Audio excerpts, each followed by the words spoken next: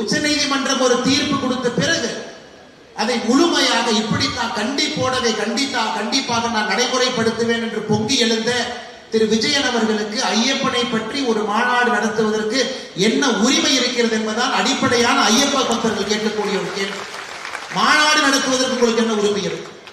திராவிட முன்னேற்ற கழகம் எதற்கு மு.க. ஸ்டாலின் ஐயா கூப்பிட்டாங்களோ தமிழகத்துல கடந்த ஆண்டு, நீங்க இந்த டிராமா நம்ப மாட்டீங்க, கடந்த ஆண்டு தமிழகத்துல குளோபல் முருகா கான்பரன்ஸ் டிஎம்கே நடத்துறாங்க பழனியில். ஏன்னா பக்கத்துல ஒரு திருடன் இருக்கும் பொழுது திருடனை பார்த்து இன்னொரு திருடன் வேகமாக கற்றுக்கொள்வான், ஒரு திருடனை பார்த்து ஈஸியா கற்றுக்குவான்.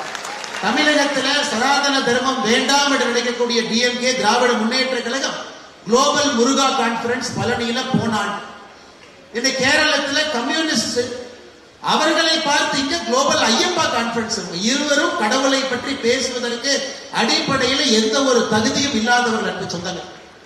2018-19 கேரளால இதே பந்தளத்துல கம்யூனிஸ்ட் கட்சியினுடைய தொண்டர்கள் முதலமைச்சர் அவர்கள் கட்டவிழ்த்த அட்டூழியத்தை பார்த்து அடித்து உதைத்து மக்களை யாருமே சேர்வதற்கு இடம் கொடுக்காம காவல்துறையை வைத்து கட்டுக்கோப்பாக அவர்களாகவே பெண்களை உள்ளே அழைத்து சென்று வழிவிடுவதற்கான எல்லா வேலையும் செஞ்சுட்டு இன்னைக்கு நீதி கண்ணீர் வடிக்கின்றார்கள். ஐயப்பனுக்காக நாங்கள் இருக்கிறோம், ஐயப்பனுக்காக எப்பொழுதும் பேசுவோம். இதுல ஆச்சரியம் என்னன்னா, கடவுளே இல்லை என்று சொல்லக்கூடியவர், கடவுளை நம்பாத திரு விஜயன் அவர்கள் மேடைக்கு வந்து பகவத்கீதையை பத்தி நமக்கு பாடம் எடுக்கிறார். ஆச்சரியமா ஒரு அப்பதான் நினைச்சேன், கேரளால கம்யூனிஸ்ட்காரங்கெல்லாம் இன்னைக்கு பகவத்கீதையை படிக்க ஆரம்பிச்சாங்கன்னா என்ன ஆகும் யோசிச்சு பாருங்க. பகவத்கீதையை படிச்சுட்டு அதிலும் 12வது சாப்டர் படிச்சுட்டு மட்டும் சொல்றார், அத்விஷ்ட சர்வபூதானா மைத்ர கருண ஈவாச்சான்னு நமக்கு பாடுறார். என்ன சொல்றாருங்க? அதாவது ஒரு பக்தன் எப்படி இருக்க வேண்டும் என்று விஜயன் அவர்கள் நமக்கு பாடம் எடுக்கிறாங்க. அந்த மாதிரி பக்தனா இருக்குன்னு கடவுளை நம்பாத விஜயன். ஆனா பிரச்சனை என்னன்னாங்க, அவர் 12வது சாப்டருக்கு மேல அவர் படிக்கல. திரு விஜயன் அவர்களுக்கு நான் பகவத்கீதையிலிருந்து இன்னொன்று நான் சொல்றேன். 12வது சாப்டரை தாண்டி இன்னும் கொஞ்சம் முன்னாடி போங்க, 13வது சாப்டர், 14, 15, 16வது சாப்டர் போனீங்கன்னா 21வது வரிய திரு விஜயன் அவர்கள் மறுபடியும் இன்னைக்கு பகவத்கீதை எடுத்து படிக்கணும்.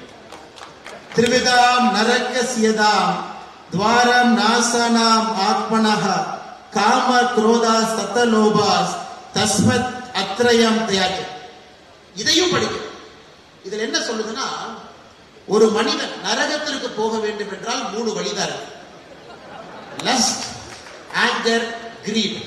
காமம் நரகத்துக்கு வேகமா கூட்டிட்டு போயிடும், பேராசை நரகத்துக்கு வேகமா கூட்டிட்டு போயிடும், கோபம் நரகத்துக்கு வேகமா கூட்டிட்டு போயிடும். இந்த 3ம் இருப்பது இன்னைக்கு கேரள கம்யூனிஸ்ட் அரசு கிட்ட திரு விஜயன் அவர்கிட்ட இருக்கு. அதனால 12வது சாப்டரோட நிறுத்தாம அப்படியே 16வது சாப்டர் படிச்சீங்கன்னா உங்களுக்கே பகவத்கீதையில சொல்லியிருக்கக்கூடிய புத்திமதி தெரியும். அதை தாண்டி நம்முடைய தமிழ் மண்ணில் ஐயன் திருவள்ளுவர் திருக்குறள் எழுதியிருக்கார். கொலை மேற்கொண்டாரு கொடிதே அலை மேற்கொண்டு அல்லவை செய்தொழுகும் வேந்து.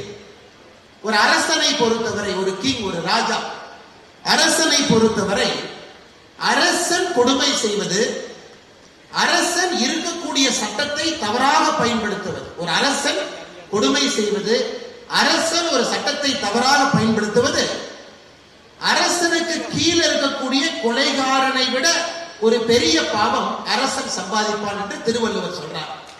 2018-19 திரு விஜயன் அவர்கள் கேரள மாநிலத்துல பந்தளத்துல இந்த பகுதியில அவர் நடந்து கொண்ட விதம் எது, அவர் மக்களை நடத்திய விதம் என்ன, கையில் ஆட்சி அதிகாரம் இருக்கிறது என்கின்ற ஒற்றை காரணத்திற்காக லட்சக்கணக்கான ஐயப்ப பக்தர்களுக்கு எவ்வளவு பிரச்சனை அவர் உருவாக்கினார்.